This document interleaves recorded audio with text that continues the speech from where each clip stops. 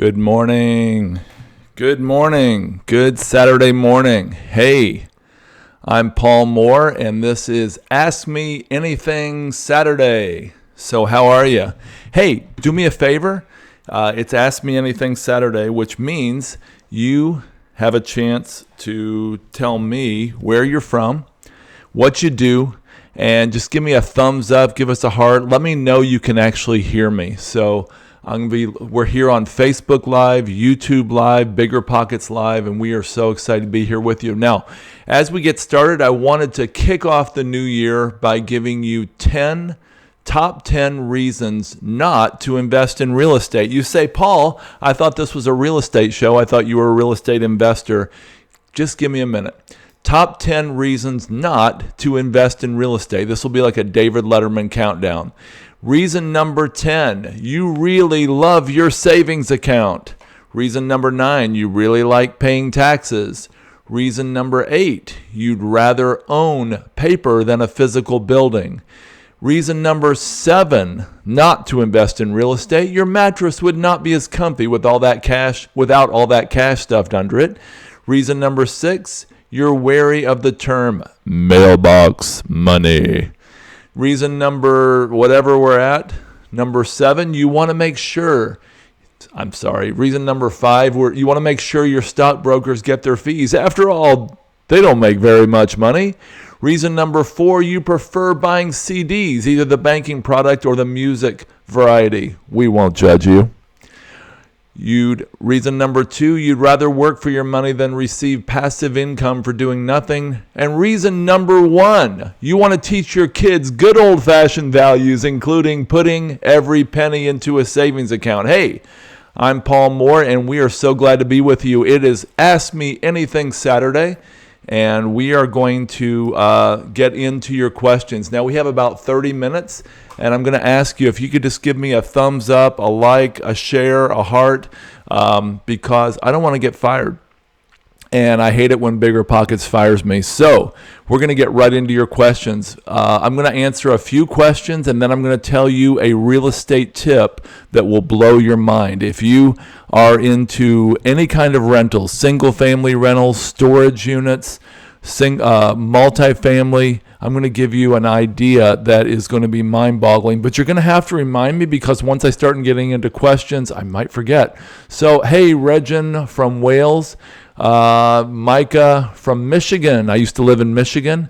Cedric, good morning. You said, my question, wow, these questions are flying in, and I missed that one, and it's already off my screen. What do I think about REITs? I think REITs are great.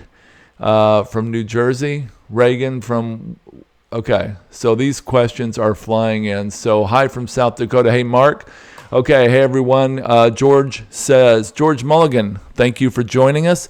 You said you have $600,000 in equity. Invest now or wait till the upcoming crash. There are certain things you can invest in right now that are really going well. We have found some amazing opportunities in mobile home parks, self-storage. If you're with the right operator, and certain pockets of multifamily you can invest in and do really, really well right now. I don't know that there's going to be an upcoming crash, but there's a lot of signs right now that some things are really turning down. And so it's pretty likely that there's going to be some type of downturn. I think that's pretty obvious.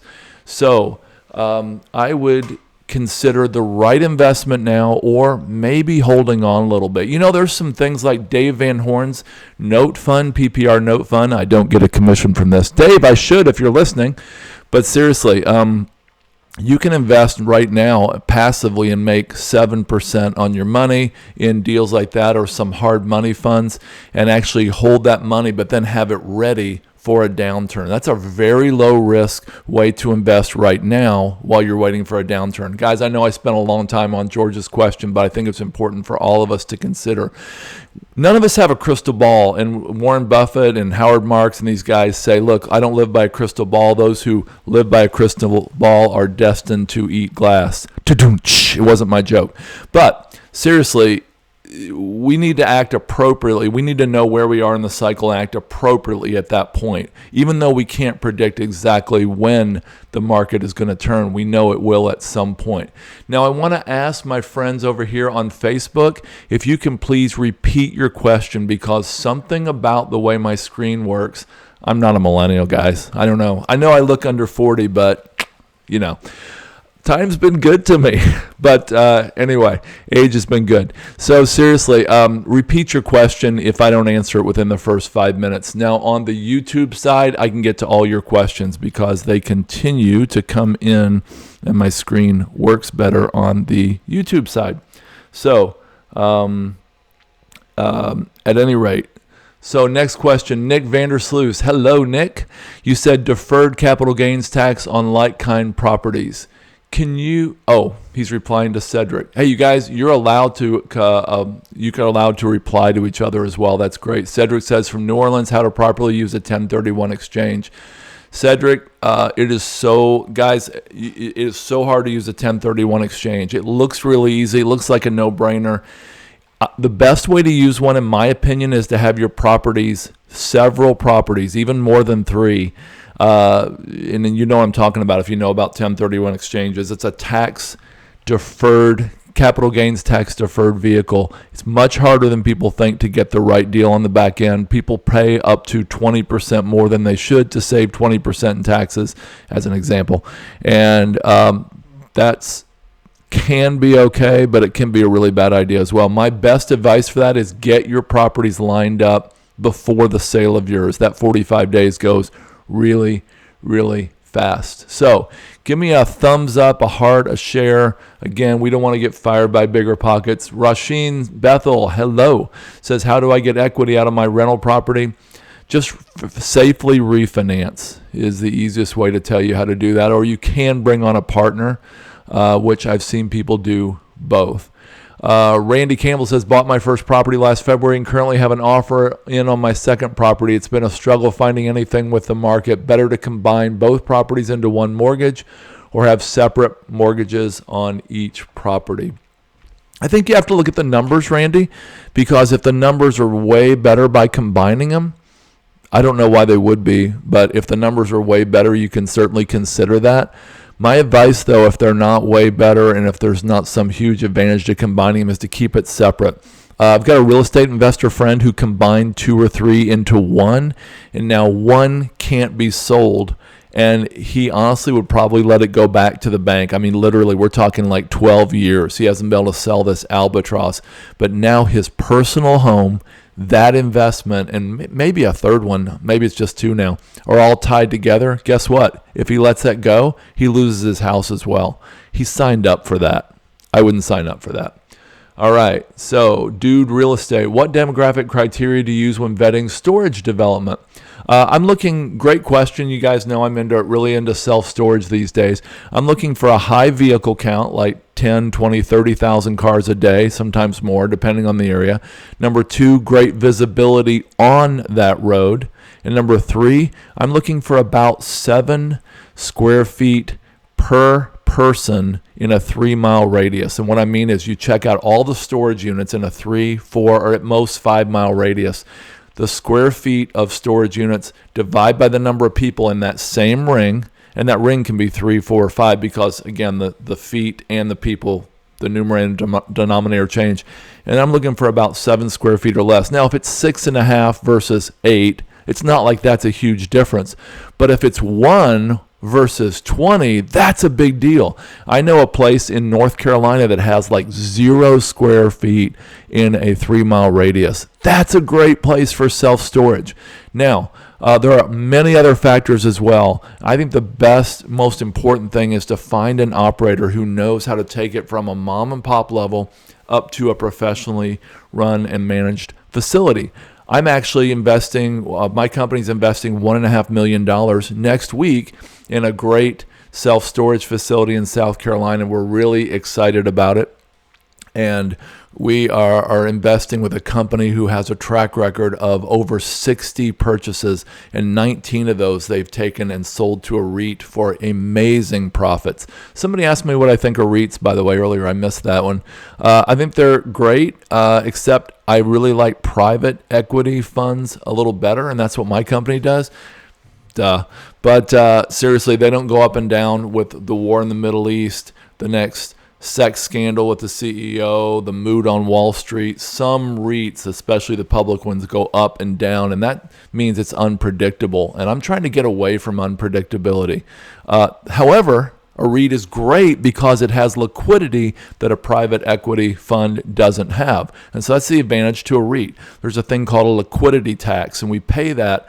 We get stability, predictability, but we have to hold something very long to get that. That's called a liquidity tax. Stock market, $4 trillion lost last quarter, last year, many trillions gained before that. So, hey, I get that it's a great place to invest if you're holding for a long term. But I like real estate a little better. In fact, I don't have anything in stocks right now except the penny stocks I invested in that are worth zero now. They blew up all right. Yep.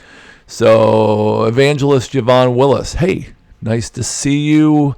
Thank you for your time. JJ Neerman says, partnerships, one on investor, one project manager. Is there guidance as to when it is more appropriate? For example, flipping versus buy and hold.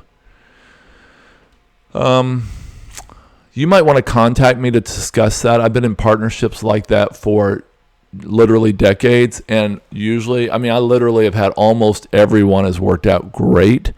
Sometimes people split it 50-50. I would use phantom interest for the investor, depending on how long it takes, and phantom hours for the project manager, depending on how many hours they put in.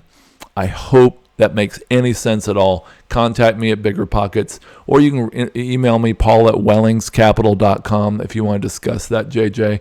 It's a longer story than that, but using phantom interest and phantom dollars helps offset the inequalities. For example, if the guy only works 10 hours on it, but the investor has to hold it for 2 years, obviously, or if the guy has to work on it 1,000 hours and the investor only has to have his money tied up for 3 months, there becomes inequities. That's why you use the phantom dollars to offset that. My wife says that's all we do at making these deals is phantom dollars. That's kind of a joke, but anyway. So Jen Knox, what is your advice on how to access equity in a personal home to invest in an investment property if our secondary goal is also to make our personal home an investment property in the near future? I would just refinance it. I don't know if you all know, but I don't have the website, but you can Google this. There's a way to get an equity line to replace your mortgage. I think it might be like replace your mortgage or something, .com or something. But you can replace your main mortgage with an equity line, and you can pay all of your bills out of there, and it has incredible power to accelerate the pay down of your mortgage. I've heard people say they could, with the same basic payments, they can pay it off in 7 years instead of 30. But an equity line is the way to go either way. And that's what I'm going to do in my next home. Cedric says, any thoughts on using an FHA 3.5% down on a 4-unit apartment?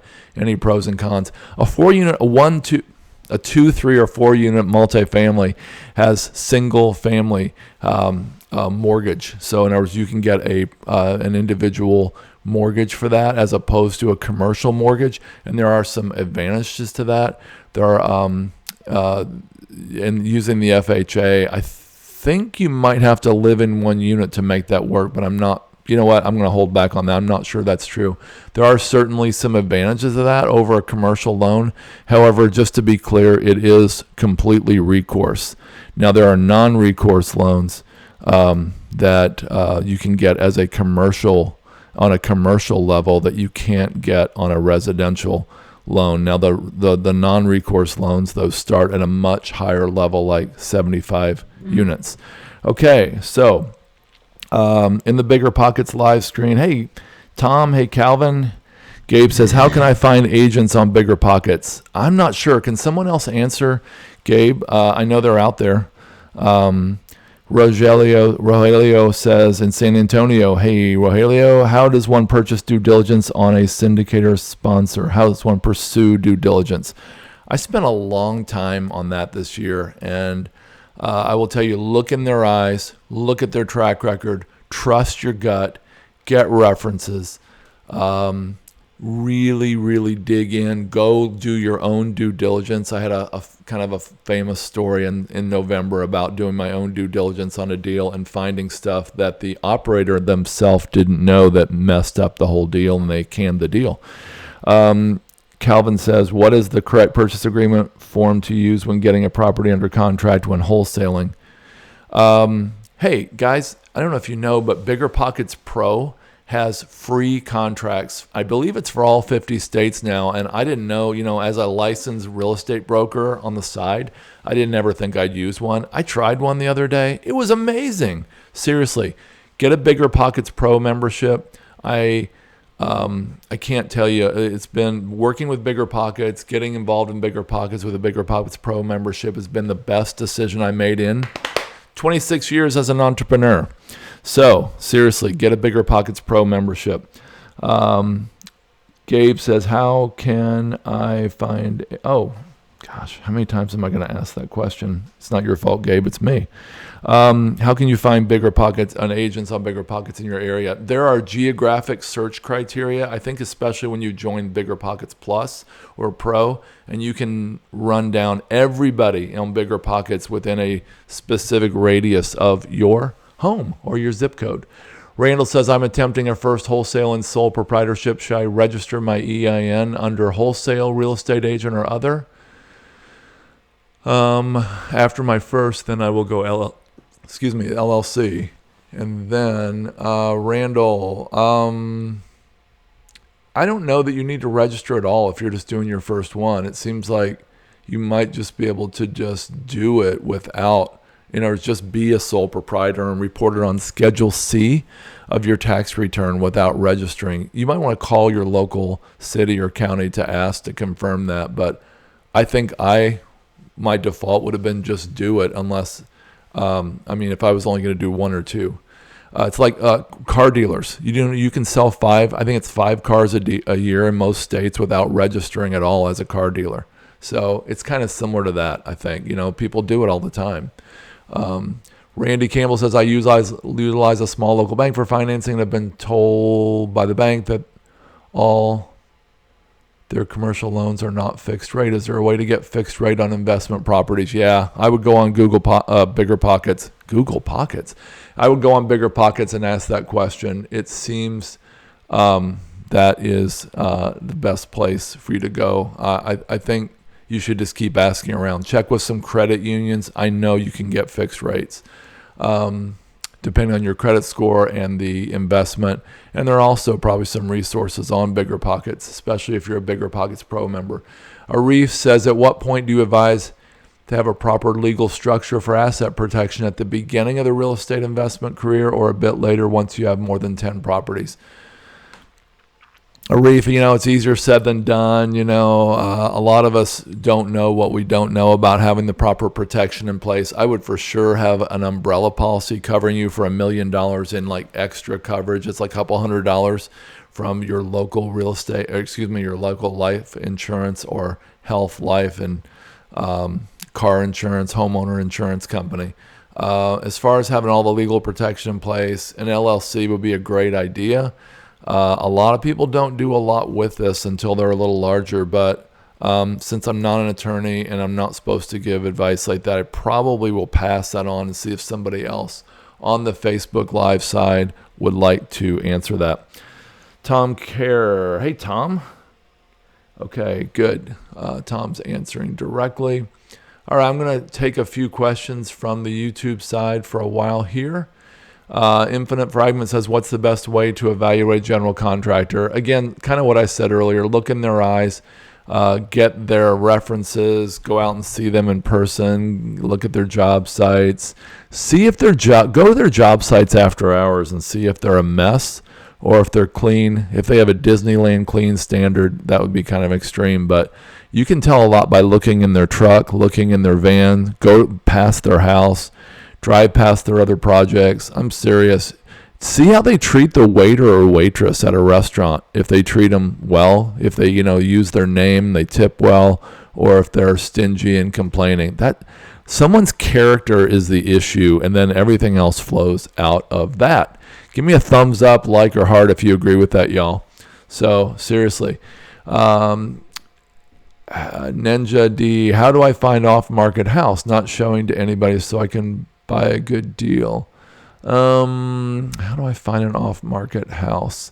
Lots of driving, lots of calling, lots of postcards. My son decided to get into house flipping a few years ago, and he drove. I think he spent 100 hours driving around these neighborhoods, and he wrote down every house that looked abandoned, with grass that was high, shades that were low, looked unkempt. And we went back in. We found a lot of those owners were inheritance that were out of state, and we started calling and mailing those people. Okay, that's what I would do. Just a lot of driving is the baseline answer to that question. Rasheen says, what advice can you give about buying properties from a wholesaler? A lot of wholesalers price their stuff so it's really good for a rental, but not great for a flipper, because just a little bit higher than most flippers would want to pay.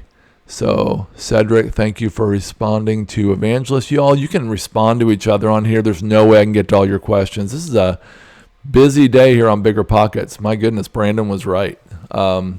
Things are heating up here. BiggerPockets is the world's greatest community forum, greatest website for real estate investing. And you already know that because you're here, but I'm just so excited to be with you guys here today and hopefully every Saturday.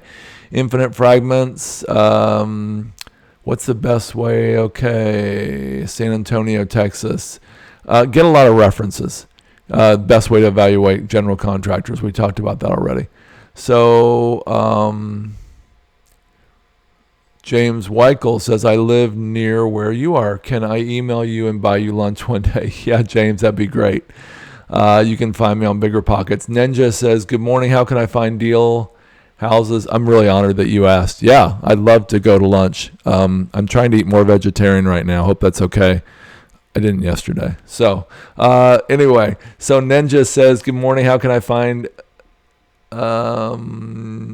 okay, we answered that. Cynthia, best way to sell or transfer my personal home into an LLC to get ready to become a rental.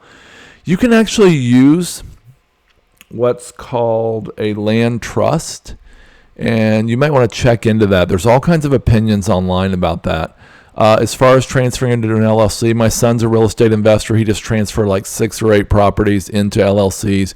Very easy to do. Just went down to the courthouse. I don't even think they charged him, or they might have charged him some very nominal fee. It's very, very easy to do. I was actually surprised. Daniel Bismarck Petit, hello. I hope I said it right. Pettit. What's the attractiveness for mobile homes? I hate mobile home investing. I've had 4 mobile homes. I could tell you a story that would take the rest of our time about just yesterday, the last mobile home I still have. But I love investing in mobile home parks, okay? Investing in mobile homes is really, really hard. Investing in parks is like investing in land, and it's like infrastructure and ground. And if you get the right operator to invest with, it's an awesome investment. Ninja, how I come find a market to make a good deal without the competition? Ninja, can you ask that again? I'm not clear on the question. I hope I can get back to that. Christina says, what are the benefits of an equity line of credit? You can have access to the money anytime you want, if like on 1 day notice. If I have a $50,000 line of credit, you can keep it paid off, which is what my son does. He keeps it paid off, so he's not paying interest, month in and month out, but then he has full access to it the minute he needs it. It's great. So, highly recommend that. Corey Gamble. Hey, Corey, good to see you again. Thank you for saying that. That's kind of you. Dude Real Estate. Okay, Hamza Fayez. Hey, Hamza. Hi, Paul. What are your thoughts on real estate crowdfunding? Do you think you sacrificed returns for convenience? A little bit. But you know what? If you really, really carefully vet the operator and don't trust the crowdfunding site to do all that for you, get on a plane, get on a bus, go see it yourself, and really look in the company's eyes. Even if you're trusting the crowdfunding site to be the vehicle to invest, check out the operator yourself. Please trust me on that one. And it's something, I believe in it. Dude Real Estate says land trust with LLC is a good way from a privacy perspective. Totally agree. Done it many, many times. Someone says look at their character. Yes, I agree. Infinite Fragments, look at how they treat their waiter. Look at their vehicle. How they do one thing is how they do everything. I love that quote. Can I keep that? Thanks. Good job. Mark Brown says, depends on where you live in Philly. We have a 4.278 transfer tax. There's no transfer tax where I live in Central Virginia when you put stuff in an LLC. So Robert Chang says, what do you think about investing BRRR condos or townhouses in Southern California compared to single family properties since we don't have as much money to start? Robert, I don't have an answer for that. I heard Southern California is really, really hard right now. But I also heard, now, wait a minute, I heard from a guy in LA the other day that it was really loosening up, and where there have been no houses for sale in his area just 9 months ago, there were 6 houses for sale in his one block. So maybe Southern California is going to loosen up. Hold on, everybody. We might be able to buy again soon. We'll see. New York's loosening up. Southern California's loosening up. So we'll see. I'm going to take a few questions from the BiggerPockets side.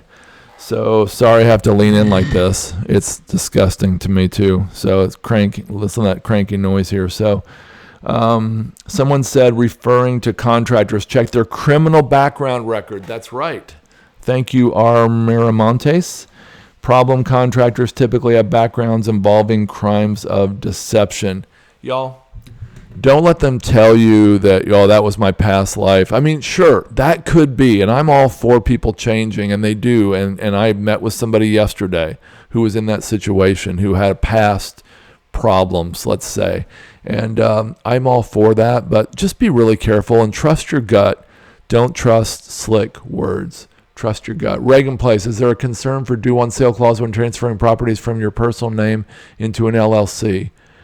Check with your bank on that. I'm so glad you brought that up. There shouldn't be, but the bank might want to amend the mortgage. In fact, my son got a letter on that. When he did that, he had to amend the mortgage to put the LLC and him personally both on the mortgage. That's a great point. Ryan Carr says, with a HELOC, is it based on the equity when the HELOC was opened or based on the market value when it's withdrawn?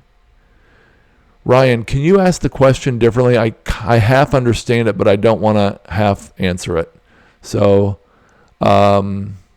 it should be based on the equity later if I got the question right. For example, if you dramatically change the value of a property, you might have to get a reappraisal, or if it burns down, obviously the future, they're not going to keep loaning a lot of money on a property that's been burned. Weird answer.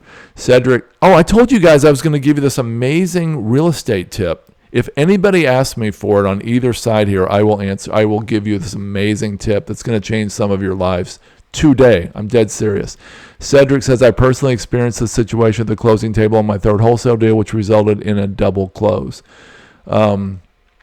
Okay, so John Kaysen says, I just moved to South Carolina and trying to figure out this market. This area is growing due to an influx of businesses and families. What resources would you recommend to gather data on where to buy property, land, and homes? I sound like a broken record. Join BiggerPockets Pro. You get a discount on many resources to check out the local area. There's all kinds of things you should do. I've got like 20 some things that we do to try to check out an area. And I highly recommend that you do check out Zillow, check out all these different things. But BiggerPockets Pro has some resources you can get a discount on, or some other resources to help you check out an area really well. So April Rogers, hey April, what's the tip? Okay, here it is. Get ready to write this down. Actually, you don't have to write down. You'll never forget this. I talked to a guy the other day who was a landlord. He had 9 single-family homes, and he said he sits in his hot tub with his cigar. That part was a joke. He said it's really easy to operate these, and I said, I don't know anybody with 9 single-family homes, or rental properties that says it's really, really easy. He says he does a couple things really well, but one thing he does, and here's the tip, he says he tells the potential renter right up front. He says, look, I have really high standards. As you can see by this place I just remodeled, I hold my tenants to very high standards as well. For one thing, if you move in here, we're going to be doing all of your rent payments on ACH, which is Automated Clearinghouse, by the way. And there's ACH systems that you, as landlords, can use. I think some of those could be available. You could find some of those through BiggerPockets as a pro member. But anyway, and I don't get paid to say that. I just love BiggerPockets. So, but seriously, he says, I set them up on ACH. And he said, I get this. I actually find out their pay schedule. Do they get paid weekly, bi-weekly, semi-monthly, or monthly? Now, semi-monthly is twice a month. He said, I literally write their rental agreement to withdraw their rent on that schedule. So if they're getting paid weekly, I take 1/4, it's actually slightly less than 1/4 of their monthly rent out every week through an automatic withdrawal out of their bank account. If it's semi-monthly, I get 2 half rent payments a month out of their bank account. Now check this out, y'all. He said we had a tenant. This is in South New Jersey. We had a tenant who was late 4 to 5 times a year for like 9 years.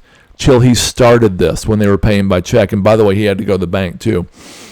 He said once he started this ACH program and actually queued it up to their pay schedule, in 5 years, since 2014, almost 5 years, he's not had one late payment from this tenant. Check this out. He's got 9 homes. He said he didn't have a number on it, but he had evictions for the first 10 years of his career. Since 2014, he's had 0 evictions. 0 evictions. He said the main thing he changed was changing to ACH collection, okay? So there's automatic clearinghouse programs out there that will do this for you. It helps the tenant because you're going to look in the eye of the tenant when they're signing up. You're going to say, do you plan to pay late? No. Do you plan to miss payments? No. Do you plan to get evicted? No. Do you want to increase your credit score? Yeah. Well, guess what? ACH is the way to do all that, and you don't have to write a check. You don't have to worry about being out of town. This is a game changer. And by the way, I used ACH 22 years ago in a company I had in Michigan, and we ACH'd every possible payment we could to and from people. And we had hundreds a week because we were a payroll company, and we ACH from our clients to us and then to our employees. So huge game changer. You can use it for mobile homes, single family, multifamily, self-storage. Use the ACH and queue it up to their payroll schedule. Highly recommend it. Give me a thumbs up, a heart, a like, and a share. I don't know all this stuff. But I really hope you liked that comment. I thought it was really powerful. Is there a cost associated with the ACH process? Reagan says. Very small. It could be up to $1 maybe per ACH. It could be 20 cents. You might want to check with Bank of America, but that's by no means an endorsement. You can check out a variety of banks, but definitely check them out. If somebody gives you some ridiculous price, like like $5 an ACH or $20, don't do it. Seriously, I think it was like 3 or 5 or 20 cents when I checked it. Thanks, Zachary. I appreciate that. Okay, I am going to answer a very few more questions. I'm 4 minutes over, and I haven't been fired yet. So I'm going to do a few more. So Dude Real Estate says, I prefer investing out of state, just need to vet the property management company. Property managers are one of the 2 major factors you need to have in place and done right to make any real estate investment. Robert Chang says, not out of state. We would like to acquire 3 to 4 more near us. California, then maybe out of state, less expensive, would be too dangerous and hard to collect rent. Okay, Epic Geek says, test for being an agent. I'm now 18, and since 16 years old, I'm studying and making little steps towards success. I'm driven and willing to sacrifice years. Great job. Thumbs up, Epic Geek. Epic Geek also says, hi, Paul Moore. I'm 18. I'm a big fan of BiggerPockets and of your works. Man, how nice. What's your best advice or move for me if I'm going to start investing or doing the hands-on real estate? And on to house hacking. No, wait. That's not right. And on to being a test for an agent. Man, I really blew this, didn't I, guys? Okay. My best advice is get a mentor. Get a mentor. There are 7 ways to get into multifamily investing, and I also have 5 ways to get in. You can go Google that or look on BiggerPockets. I've written on this a lot. My favorite way is number 7, get a mentor. Link up with somebody and then serve them with no agenda. Serve them, if you can, without asking to be paid. Serve them without asking for any ownership. Serve and serve and serve this mentor, and then they will ask you later if you would like to be partner on a deal. They may not. They may be a jerk, but you won't stay with them if they are. But if they're not a jerk, they may pay you. They may start. I had a guy come to me and said, I'll serve you for free. And he actually did, and he served me, and he actually helped me set up my HubSpot system, my thermostat in my house, programmable, But anyway, and then I actually said, I got to start paying you, and I started paying him. I never planned to pay a guy like that, but he did, and shout out to Brennan Billick. Thank you, Brennan. So Ryan Carr says, if I open a HELOC on my personal residence and wait to withdraw for when the market crashes, will it still have the same available credit? Great question. Likely, unless it crashes really bad. That's a great question. If the real estate market crashes really bad, they'll probably reevaluate it and downgrade it, and they may even eliminate it. I've never had one eliminated, but I know several people that have. So Epic Geek, if you want to get hold of me, by the way, I'd love to connect with you. I'm really proud of you at 18 for being into real estate investing. There's probably some other people on here who would like to connect with you as well. Robert 2 says, my property manager wants me to pay $85 for them to collect the quarters from just one coin washer and one coin dryer. Get a new property manager. My goodness, like how does that even make sense? So Pete Grain says ACH is a great tip. Thank you. Rakesh says, do I need LLC for my real estate investment properties? Can I have tax benefits on my W-2 if I have investment properties in my personal name? I don't think the tax benefits would flow to your W-2 so much. And I don't think you absolutely have to have an LLC. A lot of people say you absolutely do. Some people say you don't. So I think there's a mixed bag there. There's a lot of good real estate attorney advice out there and asset protection you may want to look at. So we're gonna wrap up in a few minutes here. So I really hope to get a few more questions. Our Maramonte says, from a syndicator, what documentation should one request to perform the due diligence on a proposed project? You're going to want to get the PPM, the operating agreement of the LLC, the subscription agreement, the offering memorandum, if any, and you're going to want to go out and see it in person. I mean, look, if you're going to invest even $5,000 or $10,000, isn't it worth it to make a trip, drive the area, drive up and down every street? It's tax deductible, the trip is, and highly recommend that you do that. If you can't, find a friend in that town who you really trust to drive around that area for you. So, all right. Thank you, Kathleen. That's very kind of you. Thanks, Tom.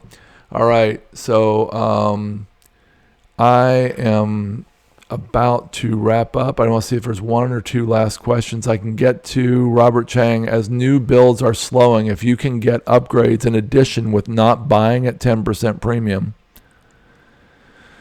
is it worth it to buy and hold, then refinance in 5 to 7 years? As new builds are slowing, if you can get upgrades in addition. Okay, gotcha. I don't know. Honestly, Robert, I think you said you were in Southern California.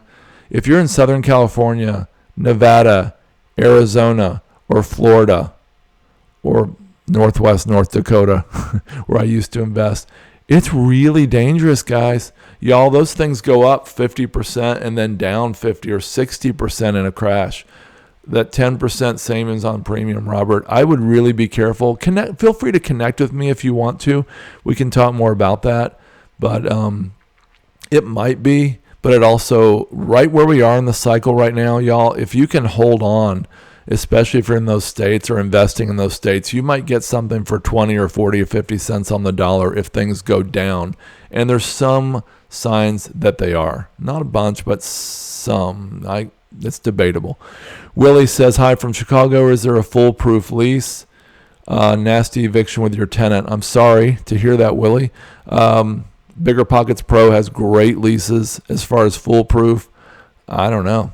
Christina says, best way to avoid home taxes. Gosh, you can fight your, they used to say 80% of property tax records, 80%, 30 years ago when I got into this, I briefly tried to get a property tax evaluation back in the 80s, believe it or not. They said 80% of property tax records had an error of some kind on them. And half of the time it was against you and half in your favor. And so you could go fight your property taxes and show them comps and really just be vigorous and try to lower your home property taxes. So that's one thing I recommend every commercial real estate investor do, and individuals as well. So we're going to wrap up for today. I really enjoyed it. Please give me a hearts, a thumbs up, a like. Please check out I know it looked like I was trying to show you my cuffs here and my collar. And hopefully if you like those and if you think I look pretty cool, give me a thumbs up. Robert, thanks. Thanks, Willie. All right, you guys are awesome. I hope to see you again next Saturday on BiggerPockets Live, YouTube Live, Facebook Live. Have a great week. And if you're in 50% of the nation that's about to get snowed in, have some fun, go sledding, take some time off, hang out with your kids or your neighbors. It's going to be a great weekend. Take care.